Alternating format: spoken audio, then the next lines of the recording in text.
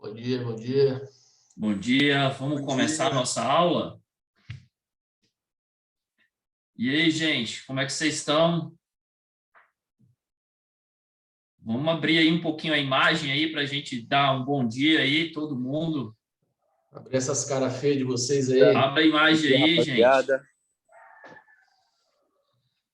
Bom dia, Maria Clara, bom dia.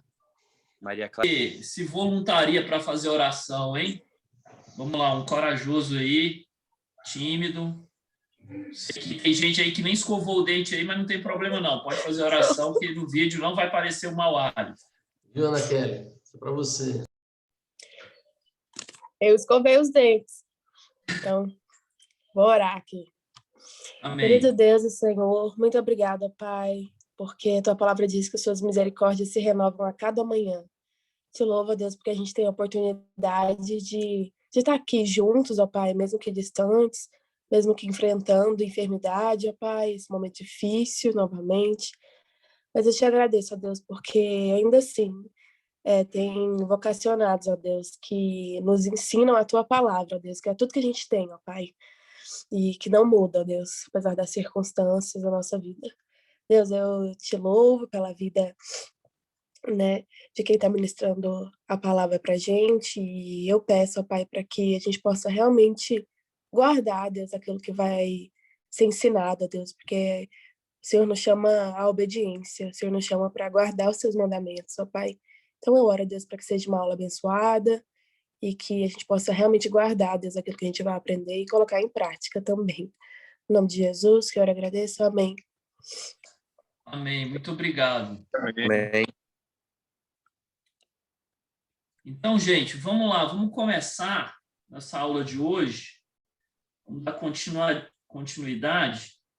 Só reforçando o aviso que a aula está sendo gravada e que a voz e a imagem de vocês serão gravados, tá? Quem continuar aí conectado poderá ser captado a voz e o áudio de vocês. Na aula de hoje, deixa eu só me desenrolar aqui com o meu computador. A gente vai continuar falando do panorama do Novo Testamento.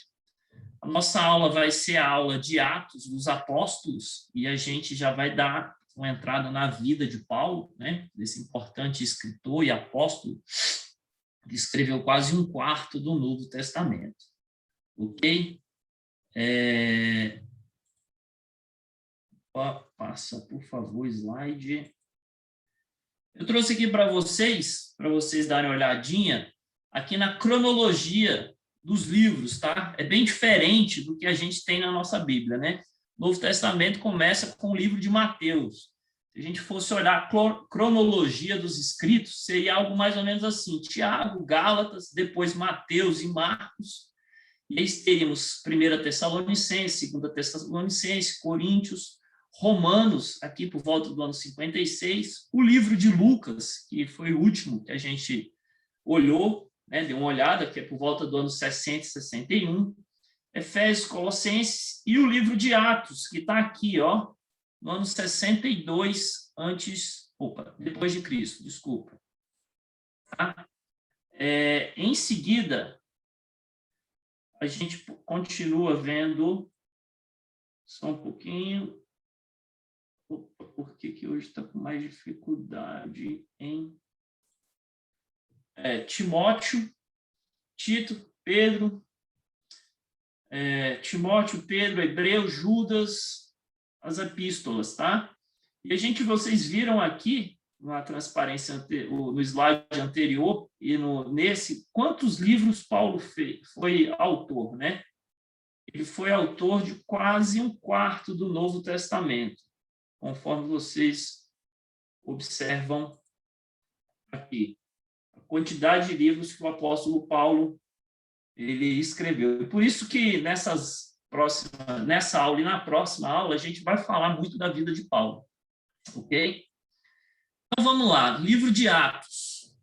O autor é Lucas. Como a gente viu na aula passada, segundo a tradição, era o único autor gentio, né, que escreveu a Bíblia. Ele era médico, como a gente viu, e aqui no livro de Atos, ele, diferentemente do livro de Lucas, que no livro de Lucas ele não presenciou alguns eventos.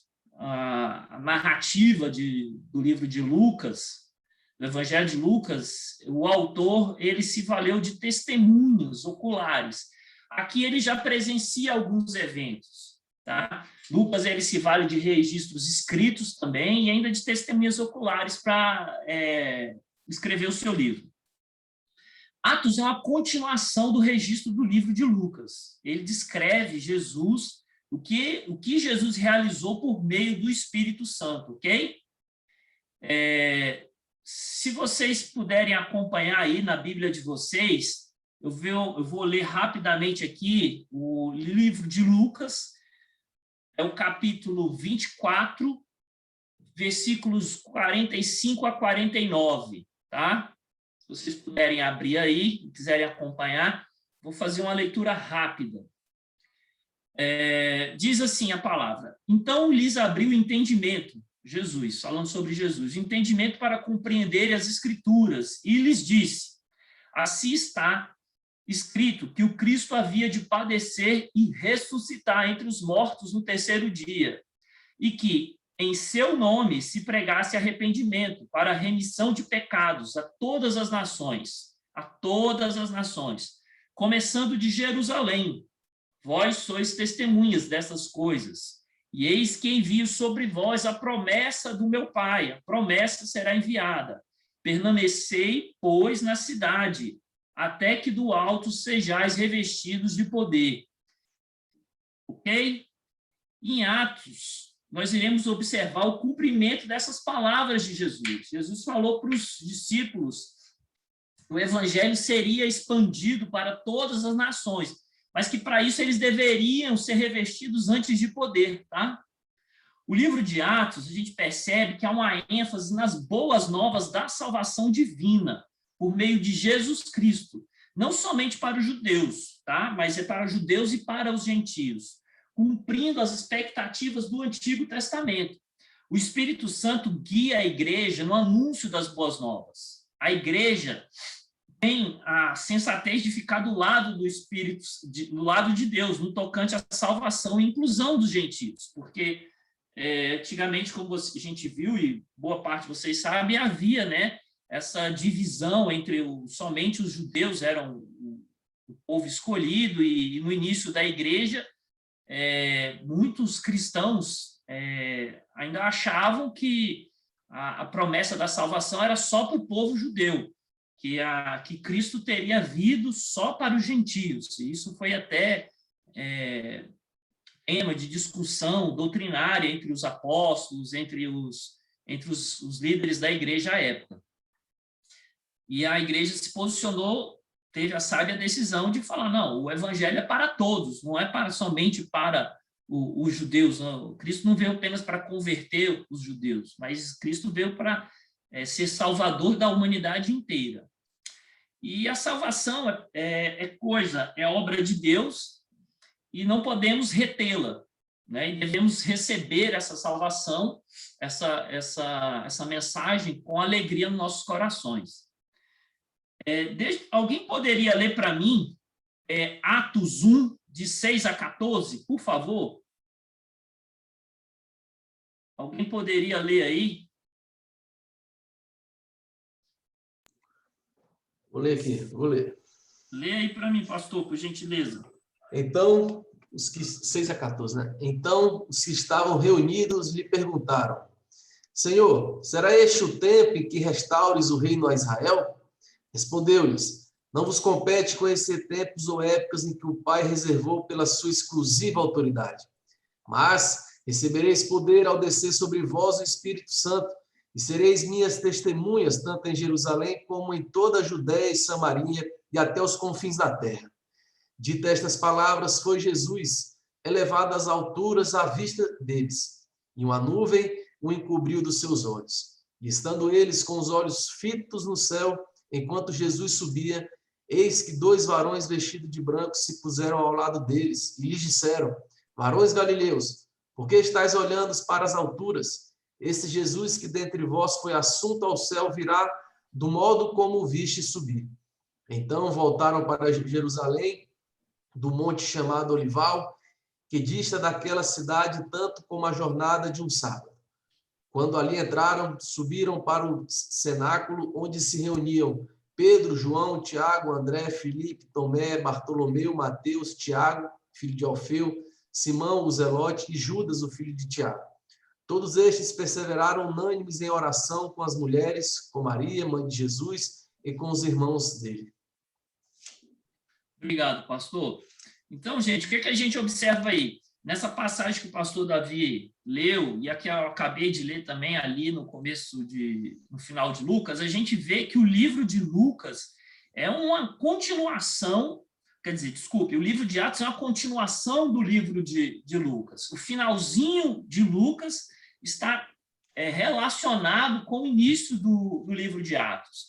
E essa foi o mandamento do Senhor, né? Que eles deveriam esperar em Jerusalém, eles deveriam esperar o revestimento do poder para dar um início à pregação do evangelho aos gentios e aos judeus, ok? A gente vê bem claro essa interconexão entre os dois livros, não só pelo início, porque o tempo aqui a gente tem que correr, mas em Lucas 1:1, a gente vai ver que o destinatário também da carta, do livro de Lucas, é o excelentíssimo Teófilo, né? Lucas, ele também, ele escreve como um como um destinatário a esse senhor excelentíssimo Teófilo, que a gente não sabe quem realmente ele foi, tá? Prosseguindo aqui, o livro de Lucas, ele foi, como eu falei, datado provavelmente no ano 62, entre 60 e 62 depois de Cristo, né? E o contexto dele é o surgimento da igreja primitiva, né? O livro de Atos serve como uma ponte entre o evangelho e os apóstolos, tá? O apóstolo Paulo. Mais para frente, a gente vai ver a palavra-chave do livro. A gente tem algumas palavras-chave no livro do livro de Atos. Nós temos a palavra espírito, que em grego quer dizer pneuma. Essa palavra ocorre várias vezes, como vocês podem olhar aí no slide. Às vezes, esse termo é usado para se referir a um vento, né? Outras vezes, a própria vida, o sopro de vida. Lá em João, né? Aquela passagem que Jesus fala sobre Nicodemos, de nascer de novo, que é nascido do Espírito, não sabe de onde vem nem para onde vai. É a mesma palavrinha aqui, tá? Tem uma referência, uma conotação com o vento. Outra palavra que a gente encontra muito no livro de Atos é a palavra caris, né? Provavelmente é uma palavra que tem um correspondente no hebraico de chesed. Chesed significa benignidade. Chesed é uma palavra frequentemente utilizada pelos salmistas para descrever o caráter de Deus. No Novo Testamento, a palavra caris normalmente significa um favor divino. Geralmente significa benevolência. Mas também pode significar aquilo que dá alegria, favor imerecido, tá? E outra palavra-chave do livro de do livro de Atos, é a palavra reunião. Em grego seria eptoalto, tá? Essa é uma palavra que transmite, tem um significado de propósito, mesmo lugar. Ela transmite essa ideia de propósito único, unidade, coletividade. No início da igreja, a palavra adquiriu um sentido muito especial, indicando não só a união do corpo, indicando a união do corpo de Cristo, ok? Mais adiante, a gente pode destacar aqui que uma visão geral do livro de Lucas. A visão geral é que... eu sempre falo Lucas, porque Lucas foi o escritor do livro de Atos, eu me confundo, mas é Atos, perdão. Atos retrata personagens notáveis dos primeiros anos da igreja, especialmente os ministérios de Pedro e Paulo, tá? O livro de Atos, ele traz as boas novas da salvação divina por meio de Jesus né, que não é só para os judeus, mas também para os gentios. E Atos também registra a reação inicial da igreja, dos primeiros cristãos, à grande comissão, tá? Que está lá em Mateus 28, 19 e 20, né? Que é um trecho super conhecido da palavra que vocês conhecem. Ide por todo mundo, fazendo discípulos em meu nome, tá? Ok. O que a gente tem que ter em mente no livro de Atos é que o Atos ele é um livro rico em transições. Primeiro, do ministério de Jesus para o ministério dos apóstolos. Uma transição da antiga aliança para uma nova aliança. A aliança de Israel, né, de Israel como nação, para uma aliança com a igreja. Né? O Atos retrata o resultado prático dessa nova aliança na vida da igreja. Ok? A chave para a leitura de Atos é reconhecer o movimento do evangelho de Jerusalém para Roma, para a expansão do evangelho do mundo antigo, fazendo paulatinamente, né, devagar, as boas novas avançam geograficamente, de Jerusalém para todo o mundo antigo, né, para a Ásia Menor, para a região da Grécia, Roma, para o norte da África, toda aquela Egito, toda aquela região começa a ser evangelizada. Ok? Vamos fazer um quiz aqui, vamos ver como é que anda o conhecimento de vocês sobre algumas coisas que ocorreram no livro de Atos, ok? Eu vou perguntar aí, por favor, não fiquem tímidos, tá? Eu vou pedir para que vocês não usem o chat, porque esse professor aqui, ele tem dificuldades com tecnologia, ele não consegue ver as respostas do chat. Então, abra o microfone, a câmera aí e falem, tá? Por gentileza. Primeiro, eu queria saber de vocês quem é o primeiro mártir da igreja primitiva. Não vale o pastor Davi, por favor. Nem eu sei. Estevão. Hein? Estevão. Isso mesmo. Estevão, quem falou foi o João? Parabéns, João, acertou. Isso está lá em Atos 7, 54, 60. Tá? É o primeiro mártir da igreja. Foi apedrejado numa sinagoga, não é? Pelos fariseus. Isso, morreu apedrejado. Perfeito, muito bom. Isso mesmo, a igreja de Cristo foi construída debaixo do sangue dos mártires, né? Os primeiros cristãos, e até ao longo da história, muitos cristãos são martirizados. E o primeiro mártir que a gente encontra é Estevão, tá? Que foi apedrejado. E o apóstolo Paulo, a gente vai ver, né? Que ele estava... a gente vê lá que ele estava ao lado, consentindo com esse apedrejamento, tá? Parabéns, João. Outra pergunta aqui também, essa é fácil. Qual o primeiro apóstolo a ser assassinado? Assassinado, vamos tirar Judas, porque Judas cometeu suicídio, mas assassinado, alguém que foi morto pelo evangelho. O primeiro apóstolo, alguém sabe? Tiago?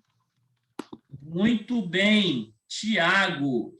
Tiago, filho de Zebedeu, irmão de João. Aquele João que a gente estudou aula passada, que escreveu o Evangelho de João, 1º e 2º de João, que escreveu o Apocalipse. Aquele João, ele tinha um irmão, que era Tiago, e esse Tiago ele foi morto, tá? Esse foi o primeiro apóstolo a ser assassinado. Quem foi que respondeu? Quem foi que falou, Tiago? Camila, muito obrigado, Camila. É isso aí.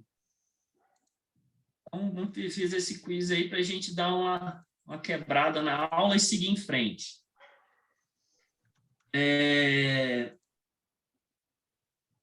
Vamos fazer agora um passeio sobre o livro de Atos. E o livro de Atos, ele é um livro que pode ser dividido assim. Inicialmente, o prólogo, que é o capítulo 1, de 1 a 8, que a gente vai ter a apresentação que Lucas está fazendo a respeito do livro. Ele está escrevendo para o excelentíssimo Teófilo. Ele fala que ele presenciou algumas, que ele se valeu das testemunhas oculares, de alguns escritos, né? Isso aqui está no início do prólogo. E depois a gente pode definir o testemunho em Jerusalém, tá? A gente pode ver os antecedentes da igreja, como a igreja, antes da igreja, os cristãos viviam, né? A gente vê aí que eles permaneciam em oração, reunidos, né? Os discípulos de Jesus, as mulheres que seguiam a Jesus. A gente vê a fundação da igreja, né? Aqui no partir do capítulo 2, de 1 a 47. Depois a gente vê o crescimento da igreja, a partir do capítulo 3, de 1 até o capítulo 8, 3.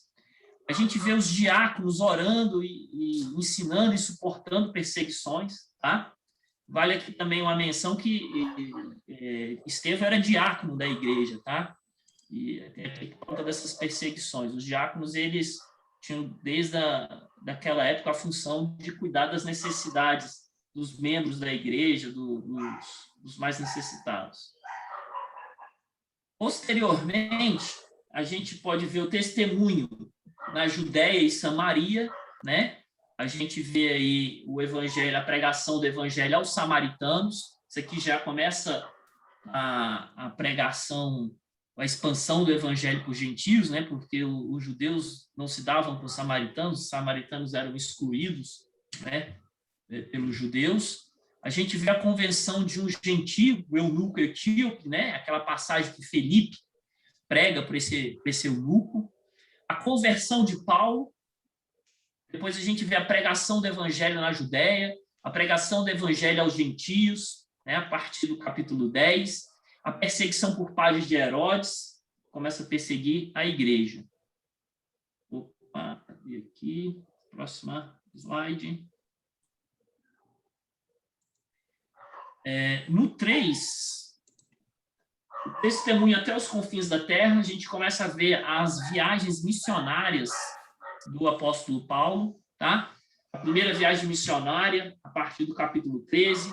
A gente vê o concílio de Jerusalém, isso aqui começa a ter uma treta entre os apóstolos lá, entre os chefes da igreja, uns falando que o evangelho para você ser cristão, você tinha que se circuncidar, tinha que seguir boa parte dos preceitos da lei, e outros achavam que não, e Paulo, entendeu, foi lá, participou desse concílio, né? A gente vai ver que depois que até entre homens de Deus, homens cheios do Espírito Santo, podem haver algumas divergências, mas que com base na oração e confiando em Deus, essas divergências, problemas devem ser solucionados, como foi solucionado aqui no Concílio de Jerusalém, tá? A gente vê a segunda viagem missionária, a terceira viagem missionária de Paulo. Posteriormente, a gente vai ver os julgamentos de Paulo em Jerusalém e Cesareia e a viagem de Paulo para Roma, ok? São esses, basicamente, são o livro de Lucas, o livro de Atos, ele está dividido dessa forma. Tá? Eu queria saber de vocês o que vocês entendem por Pentecoste. O que significa isso? Alguém pode dizer aí? Abre a câmera e o áudio aí fala, sem vergonha, pessoal. O que é Pentecostes? É o batismo com o Espírito Santo? É sinônimo disso?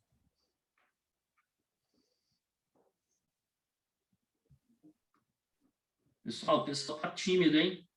O pessoal está tímido. O pessoal não tomou café da manhã, acordou em cima da hora da EBD. Vamos lá, então, hein? Já que... É a celebração que comemora a descida do Espírito Santo sobre os apóstolos?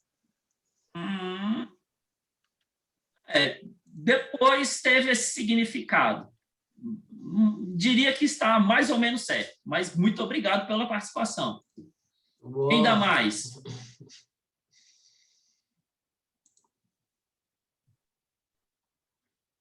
Vamos lá. Então, eu vou lá dizer para vocês. Às vezes a gente associa o Pentecostes com a descida do Espírito Santo, né? Mas o Pentecostes, inicialmente, era uma festa judaica, também conhecida como a festa das semanas, 7 semanas. Ela marcava a conclusão,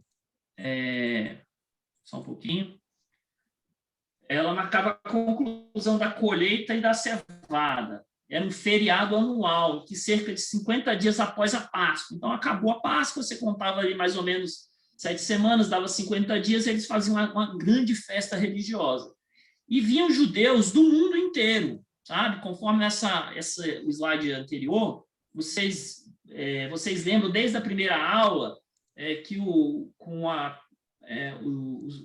os judeus no exílio, por conta do exílio, os judeus foram espalhados, muitos foram levados cativos para a Babilônia, outros fugiram pelo mundo, então tinha judeus espalhados pelo mundo todo, existia uma diáspora, né? Só que o judeu, muitos judeus vinham de todas as partes do mundo para celebrar essa festa do Pentecostes. Então, tinha pessoas de diversas línguas, que falavam línguas as mais estranhas e diferentes possíveis, e eles estavam lá reunidos. E nesse contexto dessa festa, o Espírito Santo foi derramado sobre os apóstolos. E eles começaram a falar outras línguas. E essas pessoas de outras nações entendiam perfeitamente, né?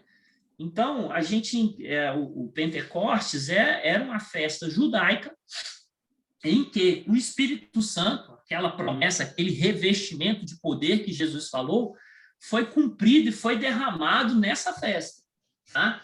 E um sinal desse poder foi que os apóstolos, os discípulos, aqueles que estavam ali, começaram a falar línguas diferentes, línguas de outros países. É como se eu, que nunca estudei ou tivesse contato com essa língua, começasse a falar japonês, ou começasse a falar um dialeto da Índia, um dialeto africano, né?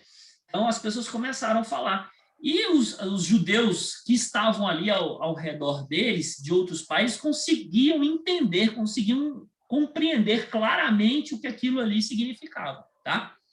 Então, e aí, como a nossa irmã falou, para nós, hoje em dia, a gente faz muito essa associação entre o Pentecoste como uma associação entre que o Espírito Santo foi derramado sobre os apóstolos. Não é bem que o significado seja esse, mas a gente faz uma associação porque na festa de Pentecostes houve uma descida do Espírito Santo. Vai tomando outros significados ao longo do tempo esse termo, né? A gente até hoje, dentro do meio evangélico, a gente tem a classificação das igrejas pentecostais, né? Que são igrejas que tem toda a sua doutrina e todo o seu desenvolvimento da sua fé ali baseada em dons espirituais. E, a respeito disso, eu queria só deixar para vocês que tem muita gente hoje que defende a existência de línguas não humanas, que os apóstolos, os discípulos ali falaram línguas celestiais, línguas de anjos, e que o dom de línguas, que essa manifestação seriam essas línguas de anjos. Todavia, para a Igreja Presbiteriana do Brasil, né, que nós fazemos parte, aquilo se tratou de línguas humanas, comuns, né, como se fosse japonês, russo, francês, né, não foi uma língua extraordinária. Se o dom de língua se refere a línguas humanas ou línguas celestiais, né, tem até uma polêmica para quem defende isso, que seria uma língua celestiais, antes tem uma passagem lá no livro de Coríntios. Isso é um assunto para outro curso, para outra classe, quem sabe uma classe de dons espirituais. Aqui a gente não pode aprofundar nesse tema e discutir com muito afinco essa questão, porque a gente não tem tempo para isso, tá? Mas a posição oficial da Igreja Presbiteriana do Brasil é que aquelas línguas faladas foram línguas comuns, tá? Então, vamos seguir em frente, gente. No livro de Atos, a gente vê uma coisa muito interessante. A gente vê a transformação de Pedro. Eu não sei se vocês se lembram, claro que todos lembram, isso é uma coisa comum. Pedro nega Jesus 3 vezes antes da crucificação. Pedro, ele estava com medo, e é natural, todos os apóstolos ficaram com medo, né? As pessoas, a morte de Jesus foi uma morte cruenta, violenta, então os apóstolos ficaram com medo, e Pedro também ficou com medo de ter o mesmo destino. Só que aqui no livro de Atos, a gente começa a perceber uma transformação da personalidade, das emoções de Pedro. Pedro, ele toma a liderança, primeiramente, da escolha do substituto de Judas. Judas morreu, eles tinham que escolher mais um para completar os 12. E Pedro tomou a liderança como é que a gente vai escolher isso? A gente vai ver isso lá em Atos 1:15. Depois, o primeiro sermão de Pedro, 3.000 pessoas são convertidas. No segundo sermão de Pedro, 5.000 pessoas são convertidas, né?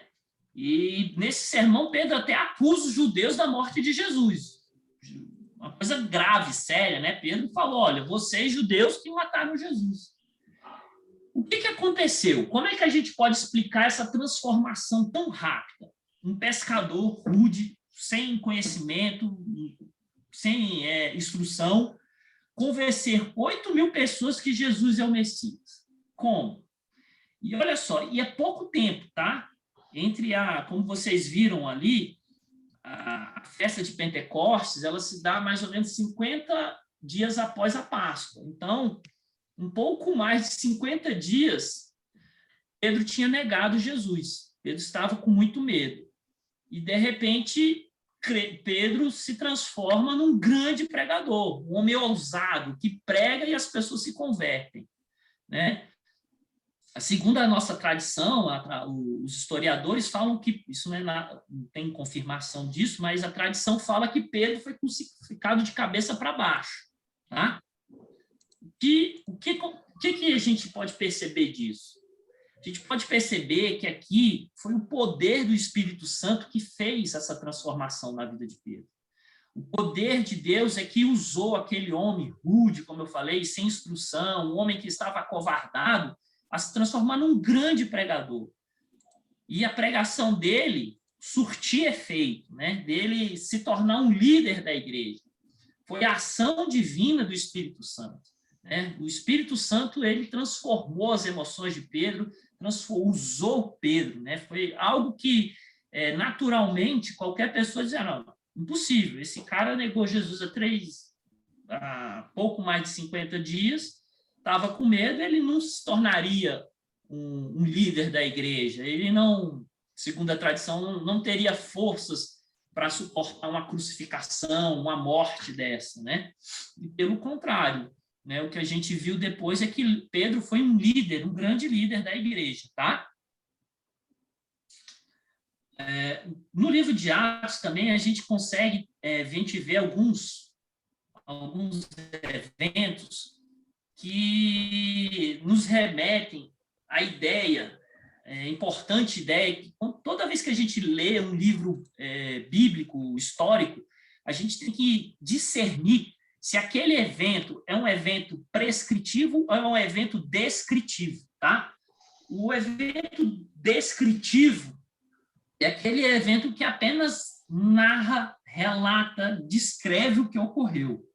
O evento prescritivo é aquele que, além de relatar, de dizer o que aconteceu, o evento que fala assim, façam de igual forma, façam igual, né? Essa é a diferença entre um evento descritivo e prescritivo. E a gente tem que ter essa sabedoria, esse discernimento para entender essas situações. Eu vou pedir para alguém ler para mim aí Atos 2, 44, 45. E outro, por gentileza, já pode estar abrindo aí em Atos 4, de 32 a 35.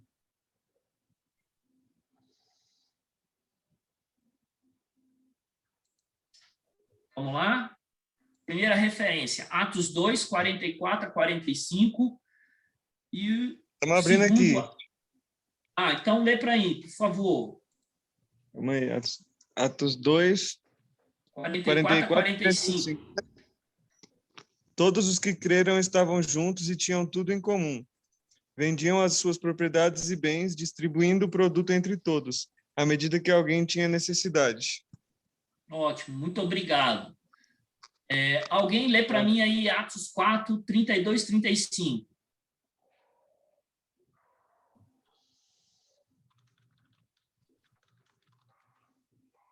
Eu posso ler. Por favor, agradeço, querido.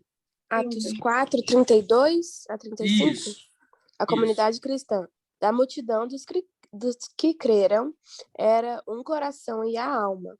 Ninguém considerava exclusivamente sua nenhuma das coisas que possuía. Tudo, porém, lhes era comum. Com Muito grande obrigado. poder... Ah, tá. Não, tá bom, tá até aí tudo bem, até o comum, obrigado. Vou seguir mais um pouquinho, mas até o comum tá excelente. Muito obrigado, tá? Eu queria saber, o que vocês pensam? Esses são comportamentos descritivos ou prescritivos? Vocês acham que agora, então... Tá descrevendo, né? Algo que aconteceu. Hã? Tá descrevendo algo que aconteceu, né, na época. Não é uma prescrição para a gente fazer e vender tudo. Né? Isso. Essa é a melhor interpretação do texto. Né? É evidente que esses textos a gente tira vários ensinamentos, princípios como compaixão, generosidade, o dever de socorrer os irmãos em situações difíceis, né? Às vezes a gente sabe que tem um irmão numa situação difícil e a gente, será, vamos ajudar ou não? A gente tem esse dever, né? De ajudar aqueles que necessitam de forma generosa, voluntária, né? A gente tira esses princípios, mas não quer dizer que a gente agora é um dever, é uma prescrição que todo cristão tem que vender tudo que tem e possuir, e entregar à igreja, né? A liderança da igreja. E, da mesma forma, a gente vê um evento descritivo que, a gente pode perguntar, toda manifestação do Espírito Santo deve ser acompanhada de falar em línguas? Acho que não. Né? A melhor teologia a respeito disso informa que esse foi um evento descritivo, né? A pessoa recebe o Espírito Santo, nem por isso ela tem que falar em línguas, né? E tem uma passagem lá em Atos 3:1, eu não vou ler para vocês, mas que fala que todos os dias João e Pedro se reuniam no templo. Então, eu tenho que ir à igreja todos os dias, né? A gente nem tem culto todo dia, né? A gente tem reunião de oração todos os dias. Então, eu deveria, se não fosse época de pandemia, ir à igreja em toda reunião de oração e toda a quarta-feira no estudo bíblico, que tradicionalmente era o pastor Marcos Alexandre que ministrava. Também não, porque esse também não é um evento prescritivo, é um evento descritivo. É um evento que está em Atos que João e Pedro faziam. Eles iam todos os dias se reuniam. Mas isso também quer dizer, a gente pode extrair um princípio que a gente tem que se reunir regularmente. No mínimo, uma vez por semana.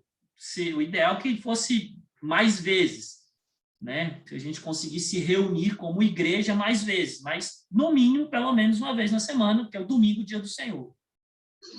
Agora, alguém pode me dizer um evento que seja prescritivo? Vocês lembram? No Novo Testamento. A ceia? Oi? A ceia?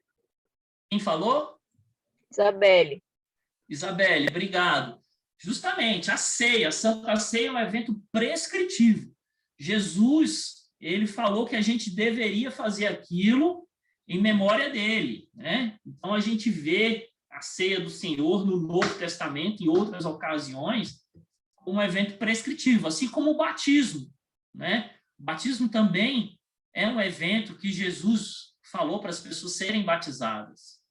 Tá? Isso é muito importante a gente ter essa noção de que espécie de evento eu tô lendo ali. Eu estou diante de um evento descritivo ou prescritivo, para a gente não fazer confusões, né, teológicas a respeito e induzir comportamentos que não tem nada a ver. O que não deixa de ser também, como Sim, você pastor. falou aí, que tem descrição, mas também princípio por trás, do que tu falou antes, que Atos é desdobramento, né, da obediência aos mandamentos de Jesus. Jesus tinha falado, olha, fazer isso em memória de mim. E agora eles só estão obedecendo, né? Só estão cumprindo os mandamentos que Deus deixou para cada um deles. E aí acaba que vai ser uma descrição que, no fundo, ali também tem alguns princípios que podem ser extraídos por causa disso, né? Isso aí. Obrigado, pastor. É isso aí. O evento descritivo, apesar de não ser que você tenha que fazer aquilo de uma forma literal, ele tem uma série de princípios, uma série de imagens e figuras que nos dão informações de como é que deve ser determinados comportamentos. Voltando ao exemplo de se reunir no templo todos os dias. A gente, por atividades profissionais, pelo nosso dia a dia, a gente não conseguiria se reunir todos os dias, ter culto todo dia, mas a gente pode se esforçar de se reunir com mais frequência, né? E eu acho que é nessa pegada aí, como o pastor Davi falou, que existem eventos, né, como o da ceia, que eles estavam cumprindo, né, o mandamento de Cristo. Mais alguma coisa, pastor, que você queira acrescentar? Não, tranquilo. Então vamos seguir. Pessoal, agora, só uma curiosidade do mundo antigo. Alguém sabe quem é que inventou a crucificação?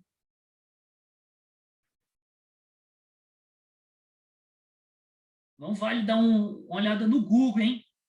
Honestidade aí. De cabeça, vocês acham que a crucificação foi inventada por quem?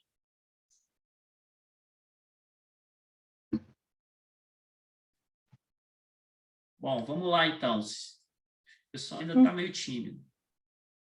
A crucificação é um evento, é uma forma de execução feita inicialmente pelos persas, 500 a.C. Eles inventaram isso, né? E os romanos acharam o máximo essa crucificação, porque era uma forma de morrer das mais cruentas e mais desesperadoras que poderia existir. A pessoa passava, às vezes, horas, às vezes até dia, podia passar mais de dia ali preso naquela cruz, né? Sangrando, tendo falta de ar, padecendo bastante. E a maior crucificação da história que se tem registro foi no ano 71 a.C., quando os romanos crucificaram 6.000 escravos que fizeram a revolta. Tem até um filme do gladiador Espartaco que fala sobre essa crucificação em massa, que foram... Na verdade, foram 40.000 escravos crucificados, 6.000 só num dia, né? Você vê o tanto que os romanos adoravam essa forma de execução. Tá? Bom, gente, agora a gente vai iniciar aqui a carreira de Paulo, né? A gente vai falar um pouco sobre a história de Paulo, porque a história de Paulo inicia-se no livro de Atos, e esse livro de Atos ele vai tratar de eventos importantes da vida de Paulo. E Paulo, como é o escritor da maior parte do Novo Testamento, cabe aqui uma menção, uma atenção especial à vida dele. O nascimento de Paulo, ele nasceu como Saulo, né? Após a conversão, ele começou a ser chamado de Paulo, pequeno.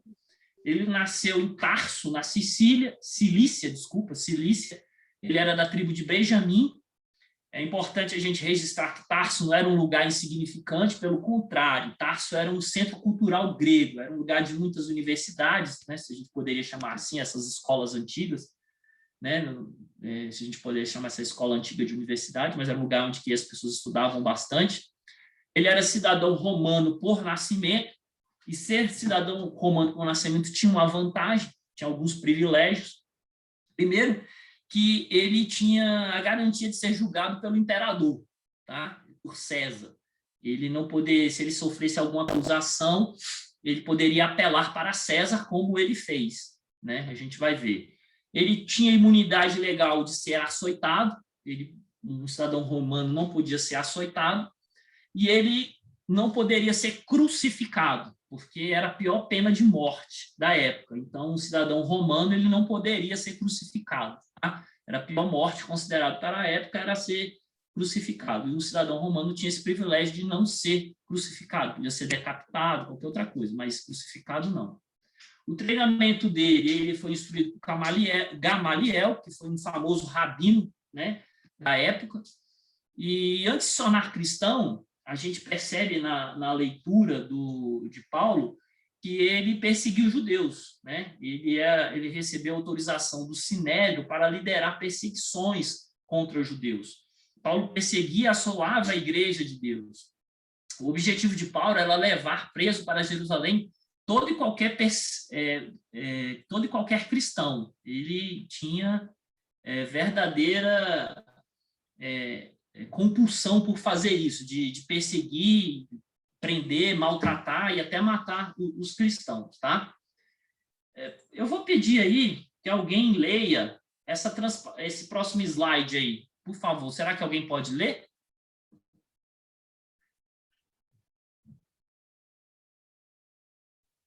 Eu posso ler. Por favor. Beleza. A carreira do apóstolo Paulo. Filipenses 3, de 4 a 8. Bem que eu poderia confiar também na carne. Se qualquer outro pensa que pode confiar na carne, eu ainda mais. Circuncidado no 8º dia, da linhagem de Israel, da tribo de Benjamim, hebreu de hebreus, quanto à lei, fariseu, quanto ao zelo, perseguidor da igreja, quanto à justiça que há na lei, irrepreensível. Mas o que para mim era lucro, isto considerei perda por causa de Cristo. Sim, deveras considero tudo como perda, por causa da sublimidade do conhecimento de Cristo Jesus, meu Senhor, por amor do qual perdi todas as coisas e as considero como réfugo para ganhar a Cristo. Muito obrigado. Obrigado mesmo aí. Gente, então aqui a gente vê o que era Paulo. Paulo, ele tinha tudo para ser bem-sucedido, segundo até os nossos padrões de hoje, que nós temos, né? Ele ocupava um lugar de proeminente na sociedade, ele possuía educação esmerada, ele tinha o prestígio dos pares dele, segundo a ótica humana, ele tinha um futuro promissor, sabe? É como se, sei lá, a gente fizesse algumas analogias assim, ele era cidadão americano, formado em Harvard, de uma família muito rica, e tinha tudo para dar certo, ele tinha tudo para alcançar o êxito, a glória, tudo aquilo que os homens hoje em dia procuram. Só que tudo isso, Paulo, ele abriu mão disso. Ele achou que, como lá no final falou, isso é refúgio, isso aí é coisa desprezível, né? Seria como uma coisa que não tem significado, não tem importância para mim. O status, o poder, o dinheiro, a glória, ele abriu mão de tudo isso por conta de Cristo, né? Tudo ele abriu mão por tudo isso. E a gente percebe também que, ao contrário, o que ele ganhou em relação a isso? Ao seguir Jesus, Paulo relata lá, eu não vou pedir para vocês lerem por causa do tempo, lá em 2 Coríntios 11, 24, 27, Paulo fala que, recebi dos judeus 5 quarentenas de açoite menos 1. 3 vezes fui açoitado com varas. 1 vez fui apedrejado. 3 vezes sofri naufrágio. 1 noite e 1 dia passei no abismo. Em viagens, muitas vezes, perigos de rios, perigos de salteadores, perigos da minha nação, perigos de gentios, perigos na cidade, perigos no deserto, perigos no mar, perigos entre os falsos irmãos, em trabalhos, em fadigas, em vigílias muitas vezes, em fome e sede, em jejum muitas vezes, em frio e nudez. Paulo, ele trocou todo o conforto que ele poderia ter, ele trocou toda a glória que ele poderia ter, todo o status, entendeu? Para seguir a Cristo. E o que ele ganhou ao seguindo a Cristo? Ele ganhou muitas aflições naturais. Muitos acham que isso é loucura. Dizem, mas quem é que vai optar por isso? Ele optou por isso porque Jesus alcançou, ele descobriu que era a verdade, que Cristo era muito mais importante do que uma carreira, que Cristo era muito mais importante do que uma vida confortável, uma vida de prazeres, uma vida de status. Ele optou por servir a Cristo, né? E depois a gente vai ver que quando ele estava lá preso, ele escreve a carta de Filipenses na prisão, ele fala sobre alegria, ele fala sobre contentamento, né? E a gente pode pensar, puxa, como é que um homem que passou por tudo isso está preso e ainda escreve uma carta como Filipenses falando de alegria? Somente porque ele encontrou a verdade, porque Cristo morava dentro dele, porque Cristo, o Espírito Santo atuava na vida dele. Tudo isso daqui é humanamente impossível, sabe? É humanamente impossível alguém passar por tudo que ele passou, querer passar por tudo que ele passou, e ainda ao final da vida falar de alegria, falar de contentamento, falar as coisas que ele falou. Ele falou o que falou e passou pelo que passou, não porque ele era um super-homem, porque ele era uma pessoa... Puxa, Paulo era um cara excepcional, fora da média, por isso que ele passou por tudo isso e ainda continuou mantendo a fé. Não, ele passou por tudo isso que ele passou e manteve a fé porque ele realmente, Cristo morava dentro dele, realmente ele tinha comunhão com o Espírito Santo, tá? Essa é a grande diferença, né? O segredo do apóstolo Paulo era essa comunhão que ele tinha com Deus e com o Espírito Santo. E qual é a lição que a gente pode tirar disso daqui, tá? É que Cristo não morreu pelos nossos sonhos, pelos nossos desejos, né? Muitas vezes a gente vai à igreja, hoje em dia, infelizmente a gente vê isso, igreja só falando de prosperidade, de dinheiro, de realização dos sonhos. O evangelho de Cristo é muito mais que isso. Deus é um Deus generoso, a gente já falou isso aqui em outras aulas, que Deus cuida da gente até dos pequenos detalhes, mas o evangelho, o foco da nossa vida cristã tem que ser além do nosso conforto material, além da realização dos nossos sonhos, tá? Paulo, ele conseguiu ter, digamos assim, essa carreira dele toda, essa vida espiritual saudável, porque ele teve esse encontro com Cristo, né? Ele era um religioso, ele era zeloso com as coisas espirituais, mas ele apenas confiava na força dele, quando judeu, na época do fariseísmo, né? Antes da conversão dele. Ele confiava no braço dele, ele confiava em ser zeloso para alcançar a Deus. Só que todo o zelo dele, ele estava cego. Hoje, no culto de manhã, o pastor Francisco falou de misericórdia, né?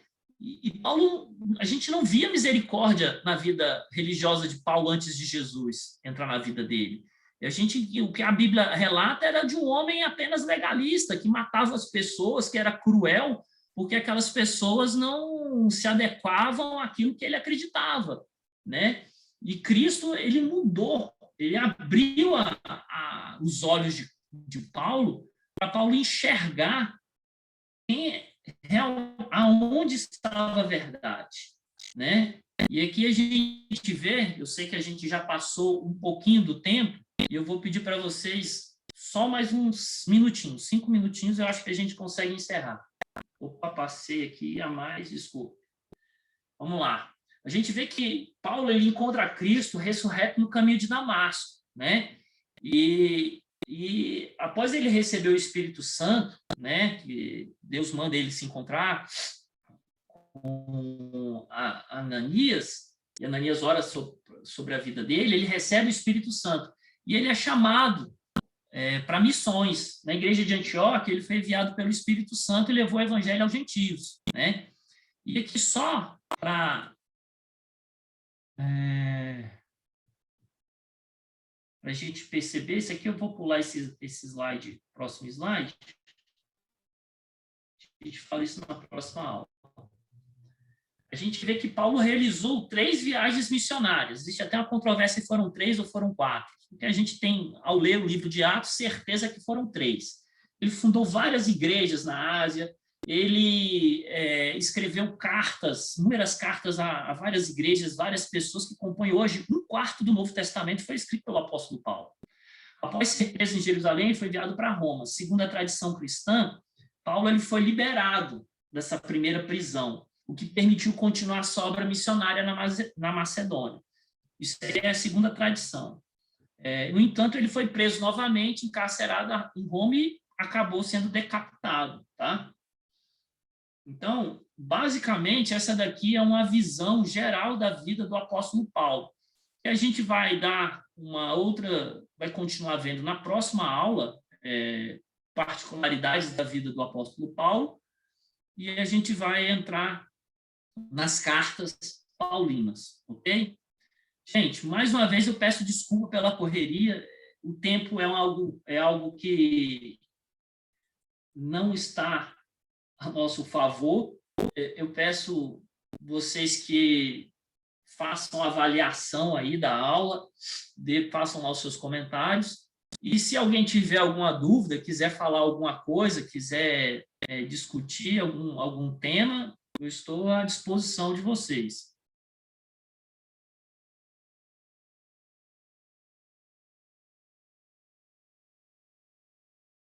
Ok?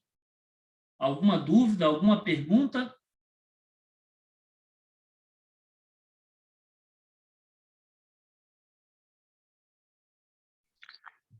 Acho que não. Tranquilo, Pelo professor. menos eu aqui e a Yasmin estamos tranquilos. Beleza, então, gente. Ok, se ninguém tiver nenhuma consideração, quiser falar nada mais, eu agradeço a participação de vocês e peço que vocês façam aí a avaliação, tá? E, no mais, eu vou pedir, então, que alguém faça uma oração aí para a gente encerrar.